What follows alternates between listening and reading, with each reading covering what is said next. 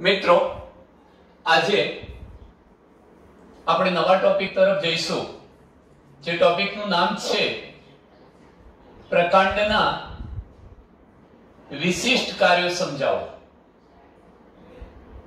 પ્રકાંડના વિશિષ્ટ કાર્યોને સમજવા છે। તમે જાણો છો પ્રકાંડના મુખ્યત્વે બે સામાન્ય કાર્ય હતા। વનસ્પતિઓમાં પ્રકાંડ જે સામાન્ય કાર્યો કરે છે એ તો આપણે અગાઉના લેક્ચરમાં ભણી ચૂક્યા, પરંતુ સામાન્ય ઉપરાંત એક કેટલાક વધારાના વિશિષ્ટ કાર્યો કરે છે એ થશે પ્રકાંડના વિશિષ્ટ કાર્યો અથવા વિભિન્ન કાર્યો કરવા માટે પ્રકાંડમાં જોવા મળતા અનુકૂલો।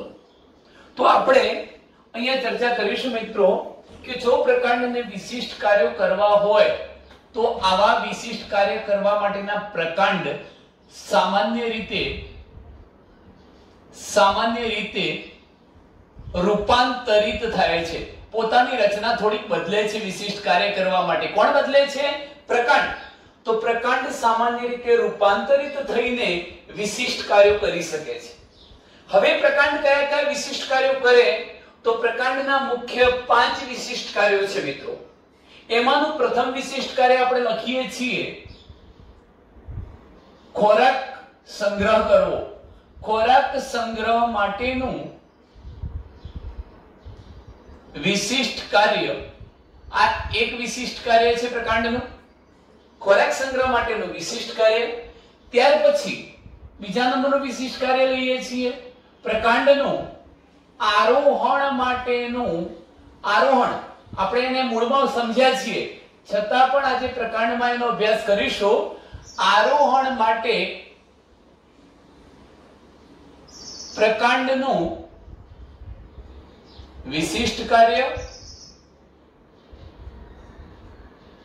ત્યાર પછી ત્રીજા નંબરનું કાર્ય લઈએ છીએ મિત્રો પ્રકાંડનું રક્ષણ માટેનું વિશિષ્ટ કાર્ય। ત્રીજા નંબરનું કયું કાર્ય છે?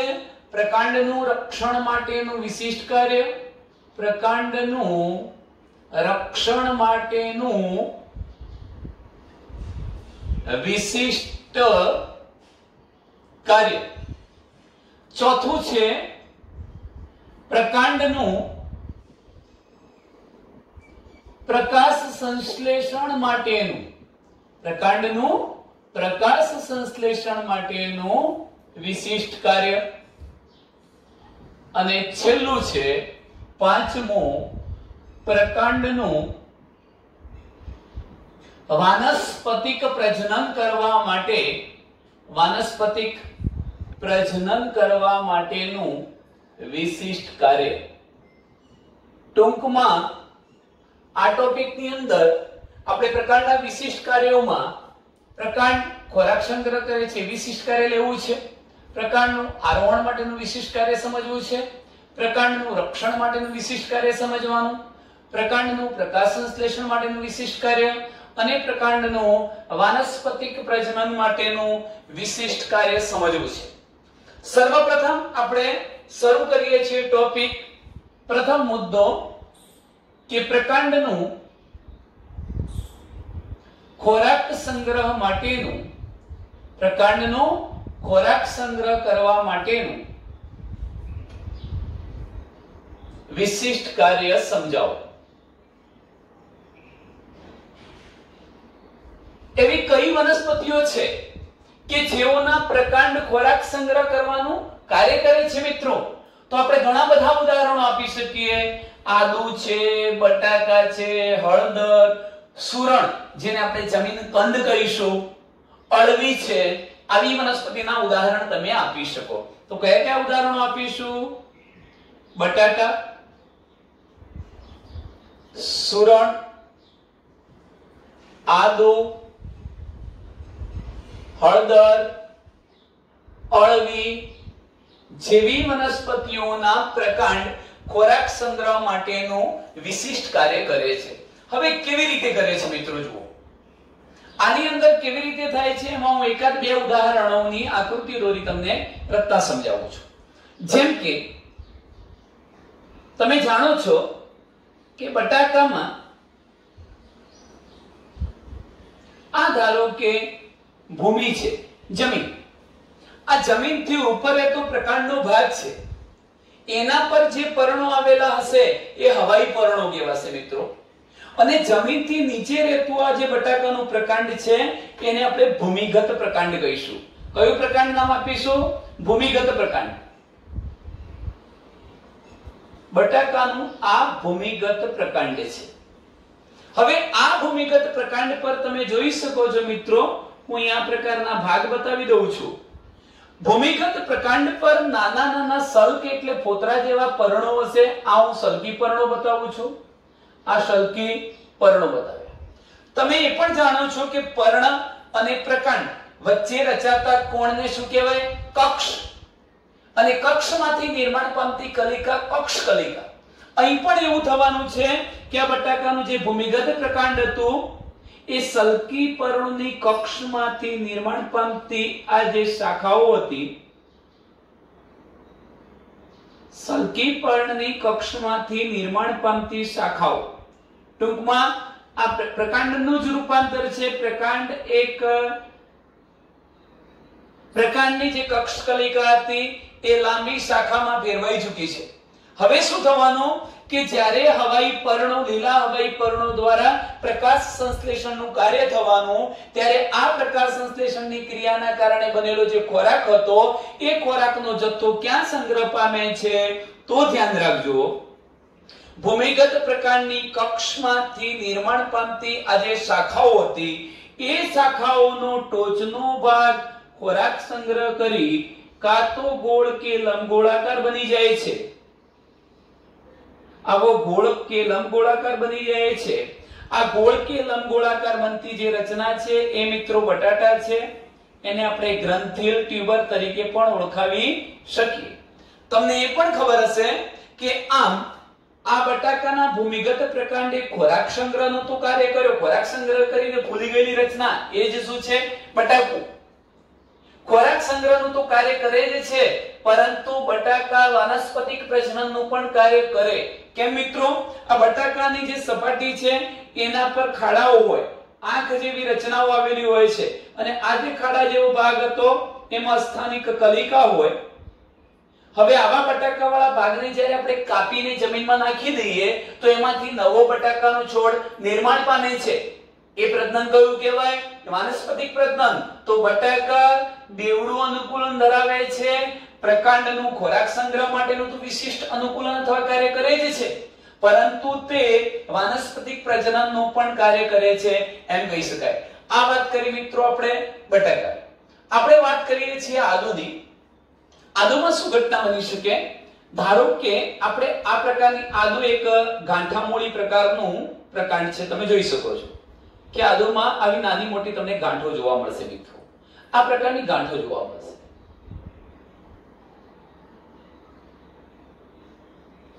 હું આ જે રચનાઓ બતાવું છું તમે જોઈ શકો છો કે નાની મોટી ગાંઠો જેવી રચના જોવા મળે છે.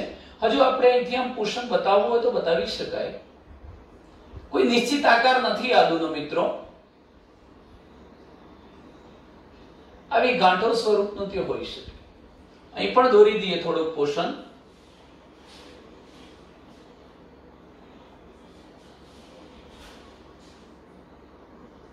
આ પ્રકારની રચના જોવા મળે છે મિત્રો.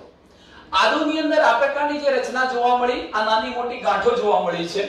હવે તમે જોઈ શકો છો કે હું અહીંયા એક અલગ પેનથી બતાવવાનો પ્રયત્ન કરું છું.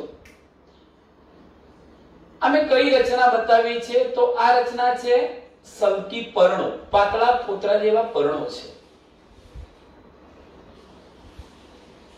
આ બધા જે ભાગ હું બતાવું છું એ પાતળા એના ફોતરા જેવા શું છે? પર્ણો, સલ્કી પર્ણો. બધામાં બતાવવાની જરૂરિયાત નથી, પણ આપણે બતાવી દઈએ છીએ મિત્રો, તમને વધુ ખ્યાલ આવે તે હેતુથી. હવે તમે જુઓ કે આ આદુ છે. આદુમાં આ જે કાળી લીટી તમને દેખાય છે એ ગાંઠ છે.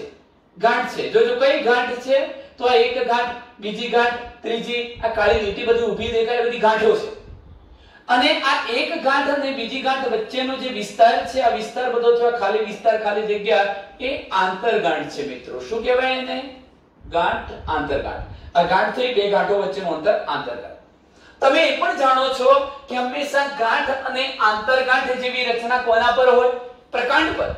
તો અહીંયા આ આદુની એક લાક્ષણિકતા છે કે જમીનની નીચે વિકાસ પામે છે અને જમીનની સપાટીને સમાંતરે વિકસે છે. આડું વિકસે મિત્રો, ઊભું નથી વિકસતું. જમીનની નીચે એ અનુપ્રસ્થ વૃદ્ધિ પામે છે. આ પ્રકારે અનુપ્રસ્થ વૃદ્ધિ પામે છે. આ ઉપરાંત તે ગાંઠો ધરાવે, આંતરગાંઠો ધરાવે. અને બીજા નંબરનો મુદ્દો કે આ જે લાલ ભાગ મેં બતાવ્યો હતો, જેને હું સલ્કી પોતરા જેવા પર્ણો કહું છું, આ સલ્કી પર્ણો છે. પર્ણો પણ ક્યાંથી નિર્માણ પામે છે મિત્રો? પ્રકાંડ પરથી. આ બધા જ લક્ષણોના આધારે આપણે એવું કહી શકીએ કે આદુ શું છે? ભૂમિગત પ્રકાંડ જ છે. કેમ? કારણ કે એના પર ગાંઠ આવેલી છે, આંતરગાંઠો છે, સલ્કી એટલે પોતરા જેવા પર્ણો છે.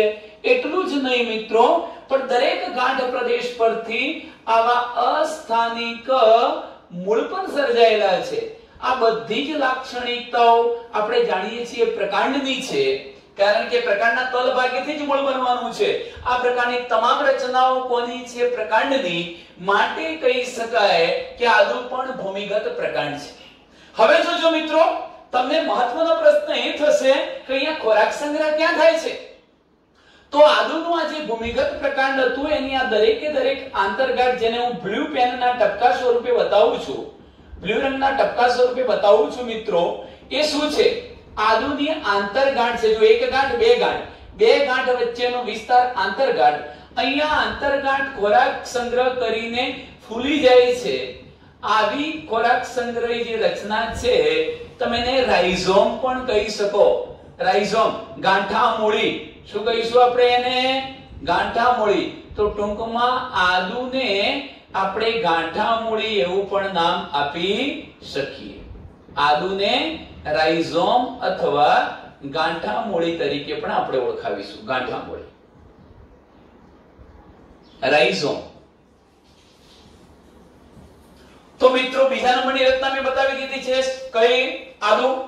હવે જો એકાદ ઉદાહરણ બીજું આપી દઈએ છે સુરણ. સુરણ એ આ ગાંઠામૂળીનું સંઘનિત સ્વરૂપ છે.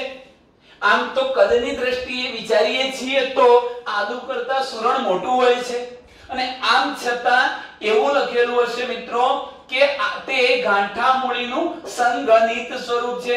સંઘનિતનો મતલબ શું થાય? કે અહીંયા ઘણી બધી આંતરગાંઠો ખોરાકનો સંગ્રહ કરતી હતી, પરંતુ એનો એક નાનો ભાગ કહી શકાય, ફક્ત એક જ આંતરગાંઠ ખોરાકનો સંગ્રહ કરશે. સામા સુરણની અંદર. એ કેવી રીતે? તો મિત્રો તમે આ આકૃતિ જાણતા હશો કે આપણે આ પ્રકારની આકૃતિ દોરીએ છીએ. અહીંયા હું બતાવું છું આ સુરણ. આ પ્રકારની મેં રચના બતાવી દીધી છે. આ થઈ જશે સુરણ. હવે એમાં પરિસ્થિતિ શું થઈ?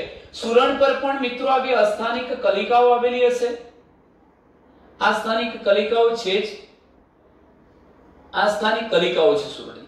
હવે વિચારો કે આદુમાં શું પ્રકારની રચના હતી? હું ડોટેડ લાઈન દ્વારા બતાવું છું તો તમને ખબર પડશે કે આ ભૂમિગત પ્રકાંડ થયું. એના પર એક ગાંઠ અને આ બીજી ગાંઠ હતી. આ બે ક્રમિક ગાંઠ વચ્ચેનો વિસ્તાર શું કહેવાય? આંતરગાંઠ કહેવાય. અહીંયા આ એક જ આંતરગાંઠની અંદર તમામ ખોરાકનો સંગ્રહ થઈ ગયેલો હોવાથી એ સખત વજ્રકંદ જેવી વિશાળ મોટી રચના બની જાય છે, જેને આપણે સુરણ જમીનકંદ, જમીનની અંદર જોવા મળતો કાંદો, જમીનકંદ જેવી રચના તરીકે આપણે એને ઓળખાવી શકીએ. તો સુરણમાં એક જ આંતરગાંઠ ખોરાકનો સંગ્રહ કરે છે, માટે ગાંઠામૂળીનું સંઘનિત સ્વરૂપ કહેવાય. એ સખત વજ્રકંદ જેવી રચના છે, એક જ આંતરગાંઠ ખોરાકનો સંગ્રહ કરે છે. મિત્રો સૌથી મહત્વનો પોઈન્ટ કે પ્રકાંડને આવું ખોરાક સંગ્રહ માટેનું વિશિષ્ટ કાર્ય કરવાની જરૂરિયાત શું ઊભી થઈ? અગાઉ પણ હું તમને કહી ચૂક્યો છું કે જ્યારે વનસ્પતિ માટે પ્રતિકૂળ સ્થિતિ ઊભી થાય છે, એટલે કે ધારો કે ચોમાસાનો સમય હોય, ઘણા બધા દિવસથી સૂર્યપ્રકાશ પર્યાપ્ત માત્રામાં મળી ન શકતો હોય, એવા કિસ્સામાં એ પ્રકાશ સંશ્લેષણ કરી પર્યાપ્ત માત્રામાં ખોરાક ઉત્પન્ન કરી શકતું નથી. અને ત્યારે આ પ્રકારે એના પ્રકાંડમાં સંચિત જે ખોરાક હતો એનો ઉપયોગ કરી એ પોતાની સુસુપ્ત અવસ્થા, સુસુપ્ત કાળને વિતાવી શકશે, પોતે જીવંત રહી શકશે, પ્રતિકૂળ સ્થિતિ સામે ટકી શકશે.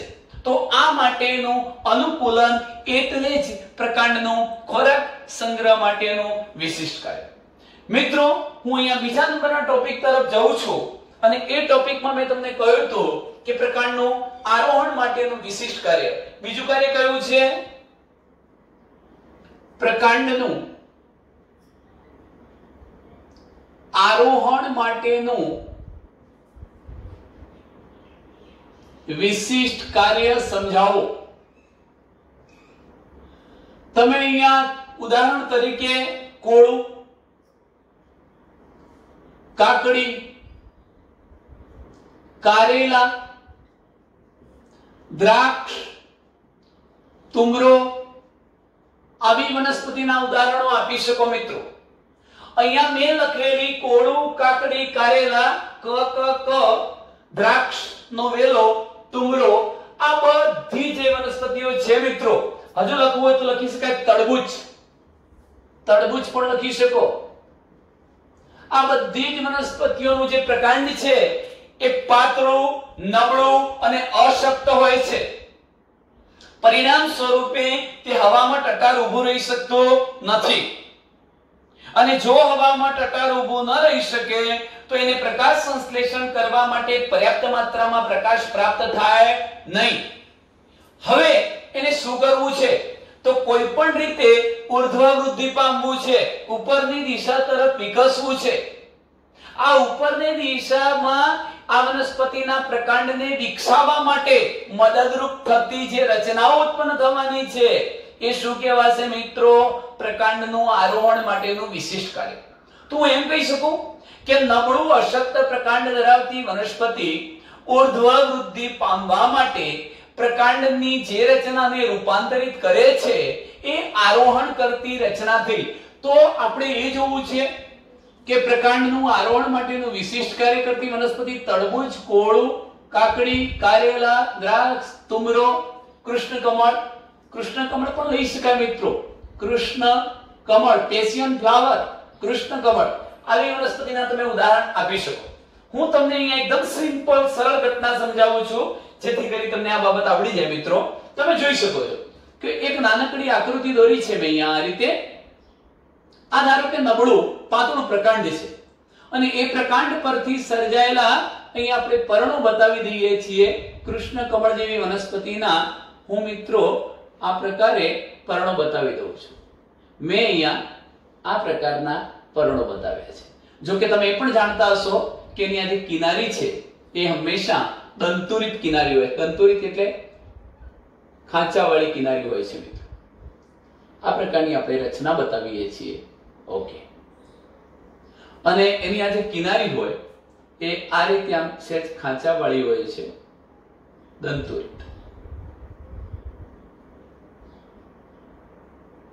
આ પ્રકારની આકૃતિ આપણે દોરી શકીએ. એવી જ રીતે હું અહીંયા એક બીજું પર્ણ બતાવી દઉં છું.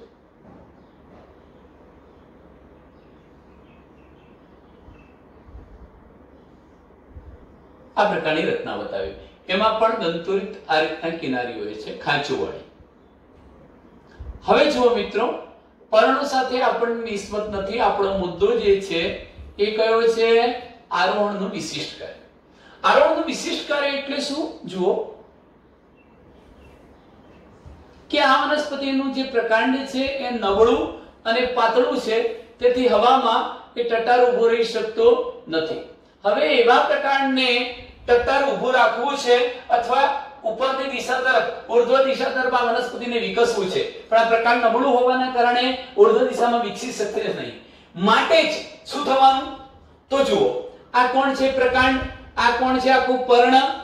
પર્ણને પ્રકાંડના ગાંઠના સ્થાને રચાતા કોણને આપણે શું કહીએ છીએ? કક્ષ.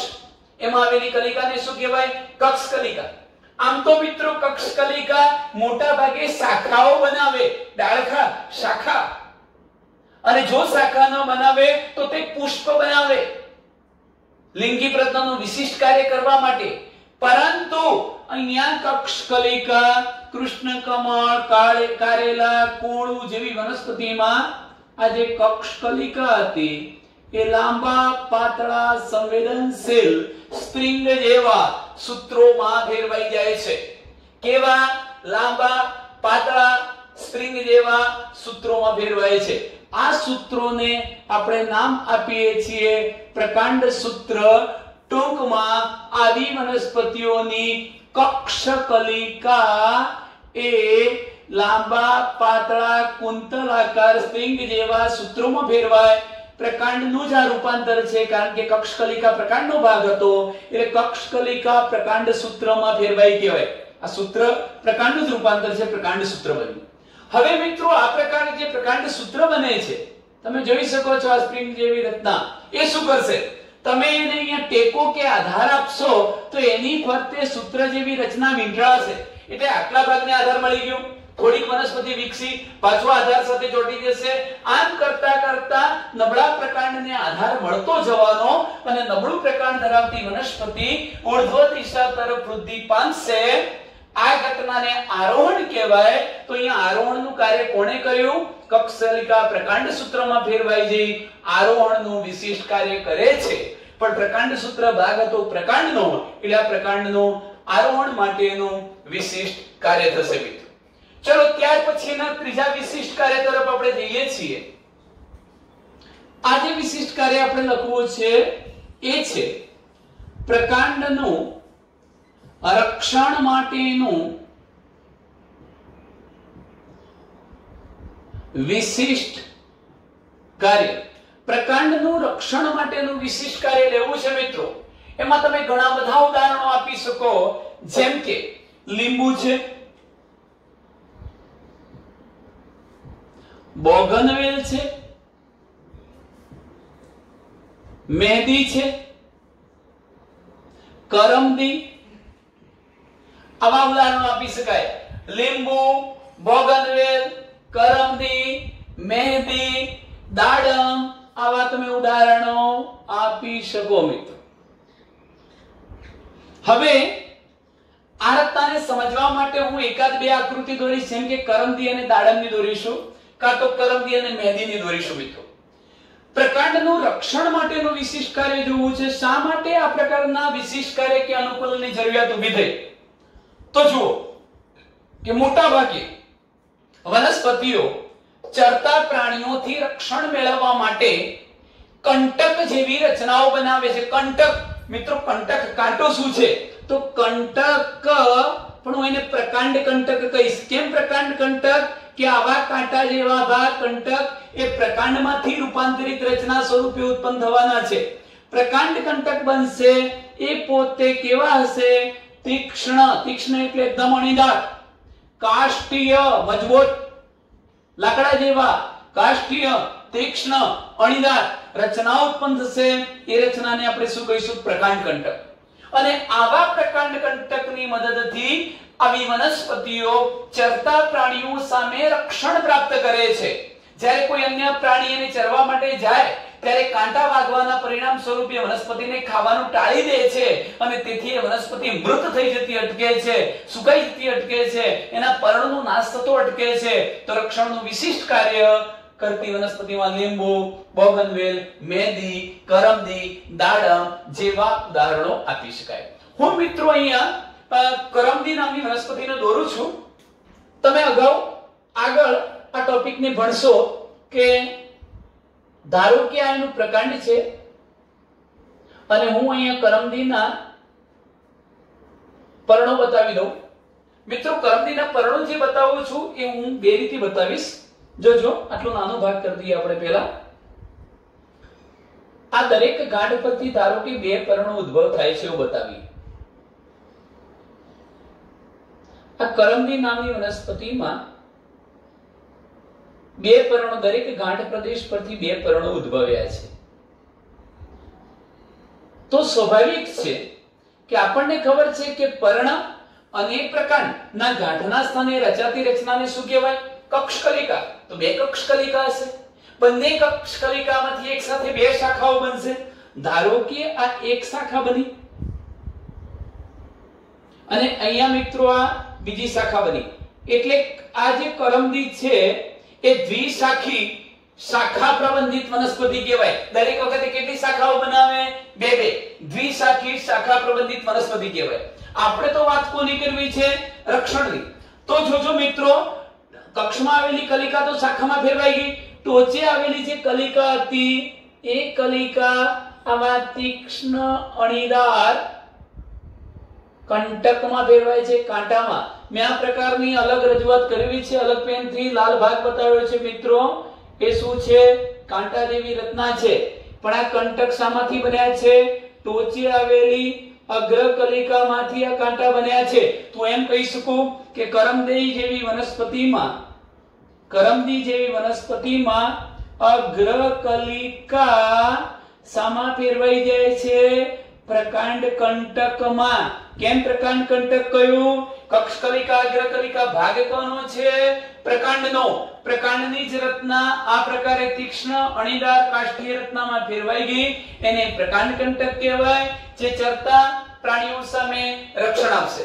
મિત્રો, તમે દાડમ, મેદી વગેરેમાં જોતા હશો. એ પણ ઉદાહરણ તમને આપી દઉં છું કે એનું પણ આ પ્રકાંડ છે, અને આ પ્રકાંડ પરથી સર્જાયેલા આ મેદી વગેરેના પર્ણો છે. આ પ્રકારે એના પર્ણો છે મિત્રો.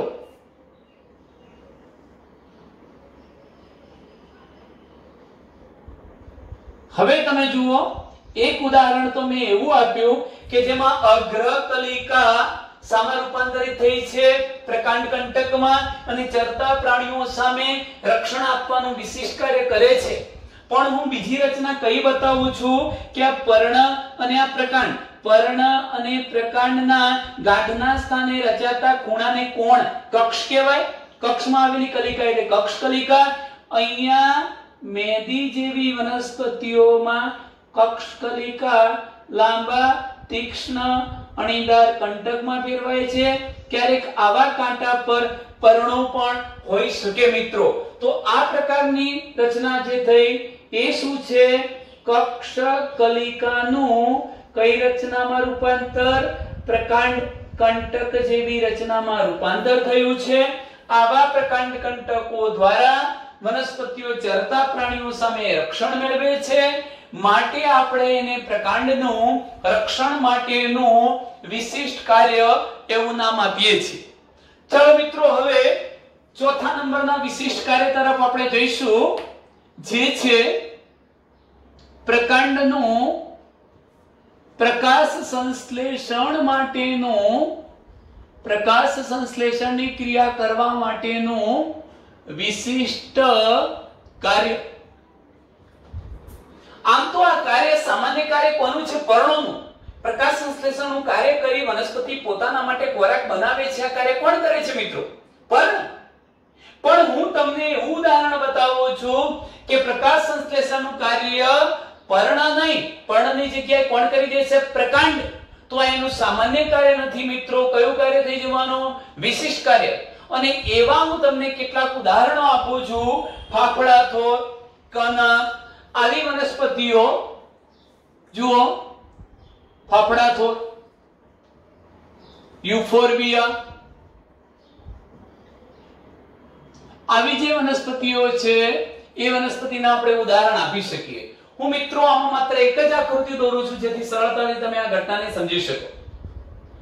ખાસ તો તમને એ કહેવું છે, આ પણ ટૂંકો પ્રશ્ન યાદ રાખજો કે ફાફડા થોરમાં એનું જે પ્રકાંડ હતું એ પૃષ્ઠ વક્ષ બાજુએથી ચપટું બની જાય છે, અને યુફોર્બિયામાં એનું જે પ્રકાંડ છે એ માંસલ થોડુંક જાડું અને નળાકાર બને છે. નળાકાર જ રહે છે, ચપટું બનતું નથી. એનો મતલબ એવો થયો કે ફાફડા થોરનો આ પ્રકારનો આ જે હાથ છે નળાકાર, અથવા પેન છે નળાકાર, એ પહેલા નળાકાર હતું, પરંતુ પૃષ્ઠવક્ષ બાજુએથી આમ ચપટું એટલે દબાઈ જાય છે.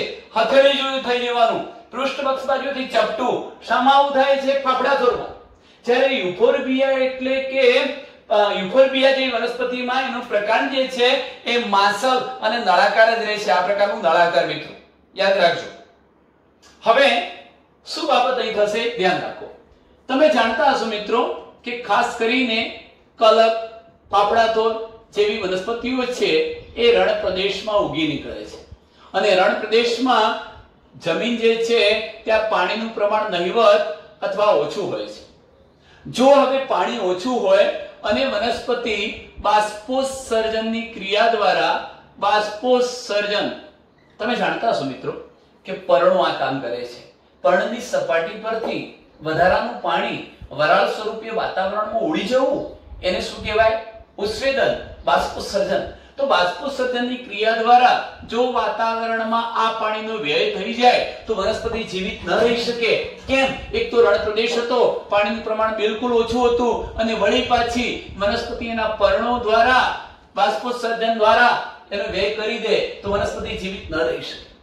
આ પાણીને સેવ કરવા માટે, બચાવવા માટે એક કેવું અનુકૂલન ધરાવે છે મિત્રો? તો આવી વનસ્પતિ મોટા ભાગે પર્ણોને ખેરવી નાખે છે, કાં તો પછી પર્ણોનું રૂપાંતર સામૂહિક રીતે કાંટામાં કરી દે. એને પર્ણકંઠ પણ કહેવાય. શું કહેવાય? પર્ણકંઠ. પર્ણકંઠમાં ફેરવી દે છે. તમે વિચારો, ન રહે બાસ ના બજે બાંસુરી.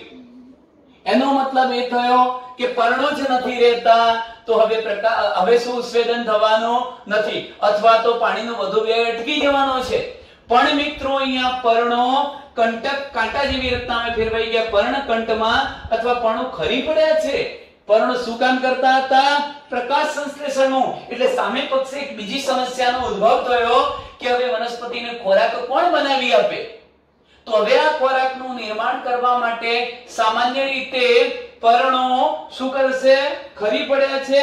એની સાપેક્ષમાં વનસ્પતિનું જે પ્રકાંડ છે મિત્રો, અહીં ધ્યાન રાખજો, પ્રકાશ સંશ્લેષણનું કાર્ય કરવા માટે પ્રકાંડ ફાફડા છોડ જેવી વનસ્પતિમાં તો પૃષ્ઠ વક્ષ બાજુએથી કેવું બની જાય છે? ચપટું બને છે. એટલું જ નહીં, આ ચપટું પ્રકાંડ હરિત દ્રવ્ય ધરાવે છે.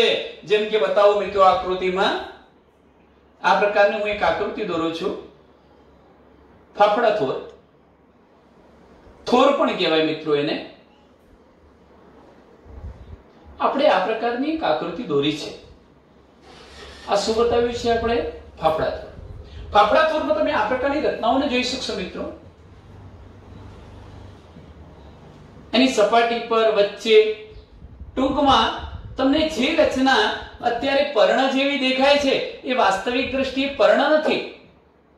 આ રચના પર્ણ નથી. તો શું છે? ધ્યાન રાખશો.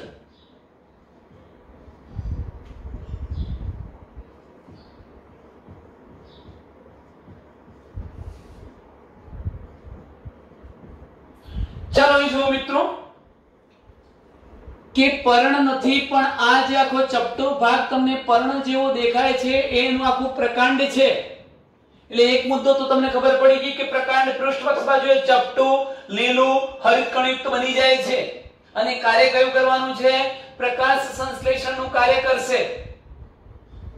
અહીં શું થયું? પર્ણો જે હતા મિત્રો, એ પર્ણો કાં તો ખરી ગયા, કાં તો પછી પર્ણો સામૂહિક રીતે આ બધા કાંટામાં ફેરવાઈ ગયા. આ જે રચના દેખાય છે એને પર્ણકંઠ કહીશું. જો સામૂહિક રીતે બધા જ પર્ણો કાંટામાં ફેરવાય તો એને પર્ણકંઠ.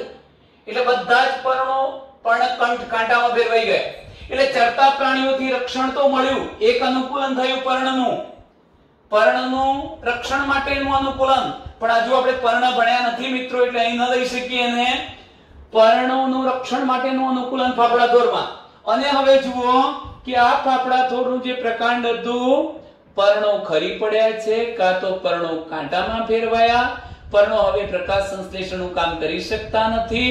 તેથી પર્ણો જેવું જ કાર્ય કરવા માટે આખું પ્રકાંડ પૃષ્ઠવક્ષ બાજુએ ચપટું, લીલું, હરિતકણયુક્ત બની જઈને પ્રકાશ સંશ્લેષણનું કાર્ય કરે છે.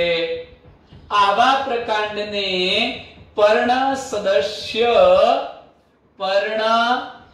સદસ્ય પ્રકાંડ કહેવાય. સદસ્ય એટલે ના જેવું, પર્ણ જેવું કાર્ય કરતું પ્રકાંડ, અથવા એને પર્ણ કાર્ય સ્તંભ, પર્ણ જેવું કાર્ય કરતો સ્તંભ પણ કહેવાય. તો મિત્રો તમે અહીં પણ જોઈ શકો છો કે પ્રકાંડ પ્રકાશ સંશ્લેષણનું પણ વિશિષ્ટ કાર્ય કરી શકે છે. જો તમે કલકને બતાવવા માંગો છો મિત્રો, કલક નામની વનસ્પતિ પણ આપણે આ પ્રકારે દોરી શકીએ. આ કલક નામની વનસ્પતિ છે, એનું આ પ્રકાંડ છે.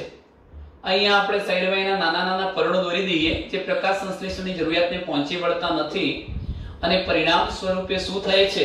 તો એનું પ્રકાંડ આ થોડુંક ચપટું બની જાય અને તે હરિતકણયુક્ત બની જઈ પ્રકાશ સંશ્લેષણનું કાર્ય કરે છે. આ વનસ્પતિથી કલક એટલે ટૂંકમાં બંને વનસ્પતિઓની આકૃતિ મેં અહીંયા બતાવી છે મિત્રો. કલકમાં પણ પર્ણ સદસ્ય પ્રકાંડ કે પર્ણ કાર્ય સ્તંભ જોવા મળે છે. તો ટૂંકમાં આટલે સુધીના જે વિશિષ્ટ કાર્યો થયા છે, આપણે કુલ 4 વિશિષ્ટ કાર્ય મિત્રો પૂરા કર્યા છે. પ્રકાંડનું પ્રકાશ સંશ્લેષણનું વિશિષ્ટ કાર્ય. હવે એક છેલ્લું વિશિષ્ટ કાર્ય આપણે ભણીશું, પ્રકાંડનું વાનસ્પતિક પ્રજનન માટેનું વિશિષ્ટ કાર્ય. 2 મિનિટ મિત્રો બોર્ડ સાફ કરી દઈએ અને ત્યાર પછી આપણે પ્રકાંડના વિશિષ્ટ કાર્ય તરીકે છેલ્લું વિશિષ્ટ કાર્ય લઈશું, વાનસ્પતિક પ્રજનનનું વિશિષ્ટ કાર્ય. પહેલા તમે એક બાબત સમજી લો કે પ્રકાંડનું વાનસ્પતિક પ્રજનન માટેનું વિશિષ્ટ કાર્ય એટલે શું? તો તમે જાણતા હશો મિત્રો કે ખરેખર પ્રજનન 2 પ્રકારના હોય, લિંગી અને અલિંગી. લિંગી પ્રજનન એટલે શું? તો પુષ્પમાં પુંકેસર અને સ્ત્રી કેસર દ્વારા નર અને માદા પ્રજનન કોષ બને, એમનું ફલન થાય, બીજ બને અને પછી તમે જમીનમાં વાવો અને એવી નવી વનસ્પતિ બને તો એને કયું પ્રજનન કહેવાય? લિંગી પ્રજનન કહેવાય. ટૂંકમાં જે પ્રજનનમાં પુષ્પ ભાગ લે છે મિત્રો એ લિંગી પ્રજનન છે. પણ કેટલીક વાર આપણે આગળ જોઈ ગયા કે જેમ કે શક્કરિયું હતું, બટાકા છે, આ બધી વનસ્પતિઓમાં ખાસ કરીને તમે જોશો તો મૂળ પ્રકાંડ એના આપણે ટુકડા કરી જમીનમાં નાખી દઈએ અને છતાં પણ એ નવી વનસ્પતિ સર્જી શકે છે, તો આપણે એવા પ્રજનનને એનું વાનસ્પતિક પ્રજનન કહીશું.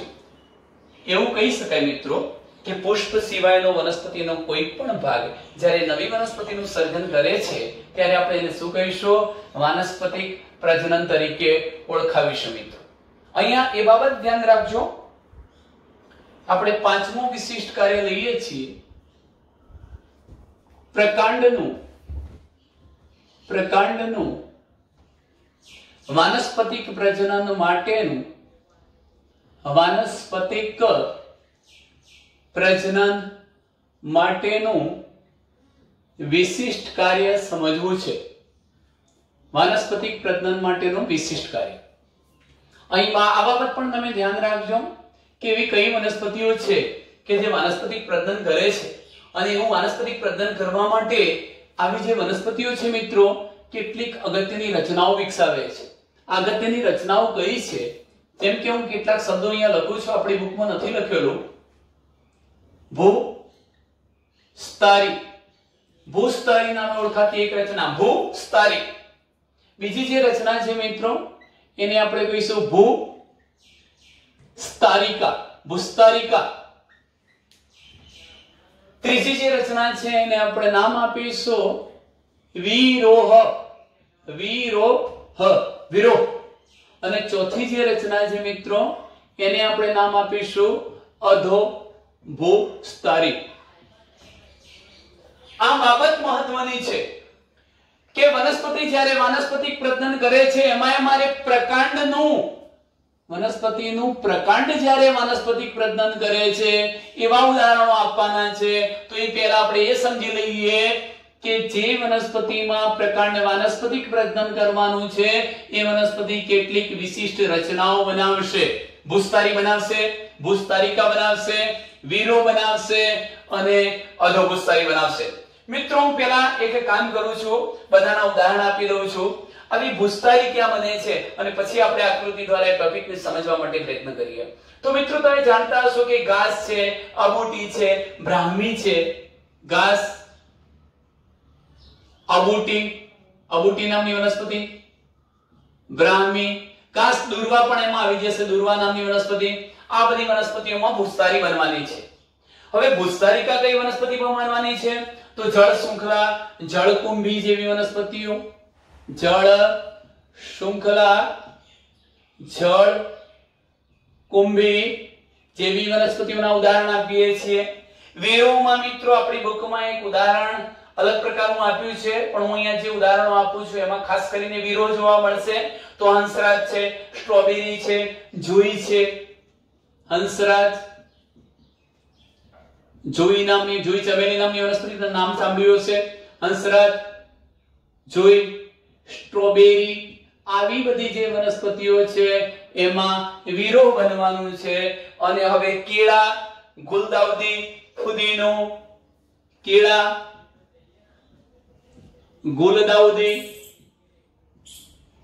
જે વનસ્પતિઓ છે એ વનસ્પતિમાં પ્રકાંડનું વાનસ્પતિક પ્રજનન કરવા માટે અધો ભૂસ્તરી જેવી રચના બનવાની છે. ચાલો મિત્રો, દરેક રચના ભૂસ્તરી શું કહેવાય, ભૂસ્તરિકા કોને કહેવાય, વિરોહ કોને કહેવાય ને અધો ભૂસ્તરી કોને કહેવાય એ રચનાઓનો આપણે અભ્યાસ કરીએ છીએ. એના માટે સાથે સાથે હું એક આકૃતિ પણ દોરતો જઈશ. મારી પ્રથમ રચના તમને સમજાવવી છે ભૂસ્તરી. આ ધારો કે જમીનની સપાટી છે, જમીન છે, ભૂમિ છે. આ જમીન થઈ અને હું અહીંયા તમને એક પ્રકાંડ બતાવું છું. આને ઉપહવાઈ પ્રકાંડ કહેવાય મિત્રો. ઉપહવાઈ પ્રકાંડનો મતલબ એ થાય કે પ્રકાંડનો થોડોક ભાગ જમીનથી બહાર રહે છે અને પ્રકાંડનો થોડોક ભાગ જમીનની અંદર રહે છે. આવા પ્રકાંડને આપણે કેવા પ્રકારનો પ્રકાંડ કહીશું? ઉપહવાઈ પ્રકાંડ. હવે તમે જુઓ કે તલ ભાગે તો એના મૂળ છે. આ બધા શું છે મિત્રો? એના મૂળ છે. પરંતુ આ વનસ્પતિમાં હું એના પર્ણો બતાવું. ઘાસ, તમે જુઓ ઘાસ નામની વનસ્પતિ દોરી. ઘાસ વનસ્પતિના મિત્રો પર્ણો છે. હવે તમે જાણો છો કે આ પર્ણ, આ પ્રકાંડ, તો એની કક્ષ એટલે આ કક્ષ થવાની. અહીંથી તમે એમ કહી શકો કે પર્ણના તલ ભાગે અથવા કક્ષમાંથી એક લાંબી પાતળી શાખા ઉત્પન્ન થાય છે. આ લાંબી પાતળી એટલે ટૂંકમાં કક્ષકલિકાનો જ ભાગ છે. કક્ષકલિકા મિત્રો યાદ રાખજો કે ઘાસ, અબોટી, બ્રાહ્મી જેવી વનસ્પતિમાં જે પર્ણની તલભાગે કક્ષકલિકા હતી એ લાંબી, કેવી રચના? લાંબી પાતળી ભૂમિની સપાટીને સમાંતરે વિકસતી, આ જમીનની સપાટીને સમાંતરે, ભૂમિની સપાટી પર સમાંતરે વિકસતી આ શાખા જે આ ગાંઠો ધરાવે છે, આંતરગાંઠો, બે ગાંઠો વચ્ચેનું અંતર આંતરગાંઠ, ગાંઠો પણ ધરાવે છે. એવી રચનાને નામ આપવામાં આવે છે ભૂસ્તરી. ભૂ એટલે જમીન, જમીનની સપાટીને સમાંતરે વિકસતી રચના ભૂસ્તરી કહેવાય. મિત્રો આ ભૂસ્તરી જે શાખા બની એનો આ ગાંઠવાળો ભાગ જ્યાં વળી પાછો જમીનને સ્પર્શ કરશે ત્યાંથી વનસ્પતિ પોતાના પ્રકારના મૂળ નિર્માણ કરશે અને સાથે સાથે તે નવા પર્ણો વાળી વનસ્પતિ સર્જી દે છે મિત્રો. એટલે આપણે એવું કહી શકીએ કે આ નવી વનસ્પતિનું સર્જન કઈ રચના દ્વારા થયું? ભૂસ્તરી દ્વારા થયું. ભૂસ્તરી ભાગ કોનો કહેવાય? પ્રકાંડનો કહેવાય. કેમ કહેવાય? કારણ કે પર્ણને પ્રકાંડ વચ્ચે જે કક્ષ બની હતી, કક્ષ કલિકા લાંબી પાતળી ગાંઠો અને આંતરગાંઠ ધરાવતી શાખામાં ફેરવાઈ. આ શાખા જમીનની સપાટીની સમાંતરે વિકસી. આવી રચનાને શું કહેવાય? ભૂસ્તરી. ભૂસ્તરીનો જે ભાગ જમીનને અડે છે ત્યાંથી નવો છોડ, ઘાસ, અબૂટી, દુર્વા, બ્રાહ્મી વગેરેનું સર્જી દે છે. આ પ્રકારની વાનસ્પતિક પ્રજનન કરતી રચનાને આપણે શું કહીશું? ભૂસ્તરી કહીશું. મિત્રો આકૃતિ હું દોરતો નથી. ભૂસ્તરિકા કેમ? જળ શૃંખલા અને જળકુંભી જેવી વનસ્પતિઓ જલીય વનસ્પતિ છે, પાણીમાં ઉગતી વનસ્પતિ. હવે શું થવાનું? એમાં પણ અહીંયા કક્ષકલિકા શાખામાં જ ફેરવાશે, પણ એ શાખા લાંબી નથી હોતી, ટૂંકી હોય છે. શાખા તો આવી જ ટૂંકી, જાડી, એ પણ ગાંઠ અને આંતરગાંઠ ધરાવે, પણ ગાંઠો નજીક હશે મિત્રો, ગાંઠો નજીક હશે. જાડી શાખા, ટૂંકી શાખા, ગાંઠ અને આંતરગાંઠ ધરાવતી શાખા, અને સાથે સાથે પાણીની સપાટીને સમાંતરે વિકસે છે. એટલે સ્તારિકા, જાણે ઉપર તરતી હોય રીતે ભૂસ્તરિકા જેવો શબ્દ વાપરી શકીએ. તો આવી જે ટૂંકી, અહીં લખો છું કે એમનામાં કક્ષકલિકા, ટૂંકી, જાડી, ગાંઠ અને આંતરગાંઠ ધરાવતી જે પાર્શ્વ એટલે પાર્શ્વીય શાખા ઉત્પન્ન કરે છે એને ભૂસ્તરિકા તરીકે ઓળખવામાં આવે છે. એ ભૂસ્તરિકાનો ભાગ ફરી પાણીની સપાટીને સ્પર્શશે એટલે તરત જ ત્યાંથી નવો જળ શૃંખલા, જળકુંભી જેવી વનસ્પતિનો છોડ નિર્માણ કરી દેશે. આ પ્રકારની રચનાને આપણે શું નામ આપી શકીએ? ભૂસ્તરિકા કહીશું મિત્રો. હું ત્રીજી રચના તમને સમજાવું છું. હંસરાજ, જોઈ, સ્ટ્રોબેરી જેવી વનસ્પતિમાં વિરોહ જોવા મળે છે. આ વિરોહ શું છે? વિરોહ શું છે એને સમજવા માટે એક આકૃતિ આપણે સ્ટ્રોબેરીની દોરીએ છીએ મિત્રો, એ કેવા પ્રકારે, તો તમે જોઈ શકો છો કે હું આ પ્રકારે અહીંયા ભૂમિનું સ્તર, ભૂમિની સપાટી બતાવું છું, જમીન સપાટી બતાવી દીધી, આ એક મુદ્દો. હવે એનું ઉપવલય પ્રકાંડ બતાવવું છે, તો આ એનું ઉપવલય પ્રકાંડ છે, આ બધા એના શું છે, મૂળ છે. ઉપવલય પ્રકાંડ એટલે થોડો ભાગ જમીનની અંદર, થોડો ભાગ જમીનની બહાર રહેતો હોય. હવે એના પર્ણોની વાત કરું તો આ પ્રકારની રચના જોવા મળે છે મિત્રો, જાણે કે આવો લાંબો પર્ણદંડ હોય એવી રચના. અને તમે અહીંથી હવે દોરી શકો છો આ પ્રકારની રચના, જેમ આપણે કૃષ્ણ કમળમાં બતાવતા હતા, આ પ્રકારની રચના. આ પ્રકારના એના શું થયા મિત્રો, પર્ણો થયા. આ જે છોડ મેં બતાવ્યો છે એ છોડ છે સ્ટ્રોબેરીનો. આ સ્ટ્રોબેરી જેવી વનસ્પતિમાં મારે વાનસ્પતિક પ્રજનન કરતી રચના તરીકે શું સમજાવવું છે, વીરો. વીરો શું છે, જેમ અગાઉ તમે ભૂસ્તરી ભણ્યા, ભૂસ્તરિકા ભણ્યા, એ વાનસ્પતિક પ્રજનન કરતી રચનાઓ હતી, એમ વીરો પણ વાનસ્પતિક પ્રજનન કરતી રચના છે. એક ખાસ કરીને તલ ભાગેથી, અહીંયા તળિયેથી વિકાસ પામતી આ જે શાખા દોરું છું, એ શાખા ધીરે ધીરે ધીરે ધીરે કમાન આકારે વળી જમીનથી ઉપર આવે છે. આ પ્રકારે કમાન આકારે ત્રાંસી વિકાસ પામતી, કમાન આકારે વિકસી અને પાછી જમીનના સંપર્કમાં આવતી આ જે શાખા છે, આ પ્રકારની જે કમાન આકારે વિકસતી શાખા મિત્રો, એ પાછી જમીનને સ્પર્શે છે. આવી જે રચના બની એને આપણે શું નામ આપીએ છીએ, વીરો કહીશું. તો વીરો એટલે શું?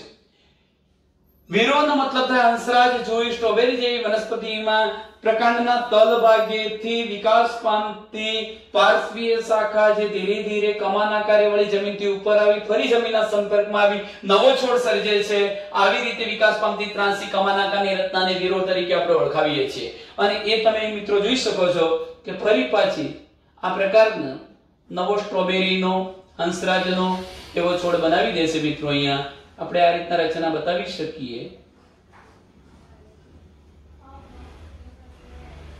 આ પ્રકારની રચનાઓને બતાવીએ છીએ. તો તમે જોઈ શકો છો કે આવા ફરીથી પુનઃ છોડનું શું થઈ જાય છે, નિર્માણ થાય છે. તો આ પ્રકારે વિકાસ પામતી કમાન આકારની જે રચના થઈ, એ રચનાને આપણે શું નામ આપીશું, વીરો તરીકે ઓળખાવીશું. ચાલો મિત્રો, એક છેલ્લો મુદ્દો છે અધો ભૂસ્તરી.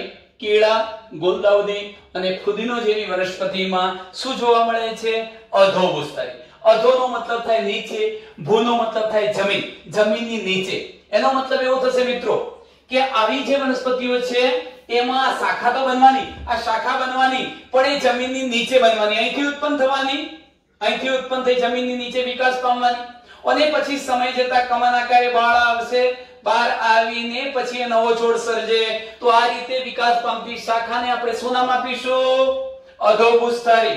ફરી બોલું છું, કેળા, ગુલદાઉદી, ફુદીનો જેવી વનસ્પતિઓમાં ભૂગર્ભીય ભાગમાંથી એટલે જમીનની અંદર રહેલા ભાગમાંથી, આ ભાગમાંથી, નીચેના ભાગમાંથી, ભૂગર્ભીય ભાગમાંથી પાર્શ્વીય એટલે બાજુમાં શાખા ઉત્પન્ન થાય છે જે જમીનની નીચે વિકાસ પામે છે આડી, અને ત્યારબાદ એ ત્રાંસી થઈને જમીનથી બહાર આવે છે અને પછી નવો છોડ સર્જે છે.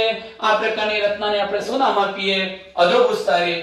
મિત્રો, અહીંયા ટોપિકની અંદર આપણે પ્રકારના વિશિષ્ટ કાર્યો ભણી લીધા છે. ત્યાર પછીના લેક્ચરમાં આગળની ચર્ચા આપણે કરીશું. અસ્તુ.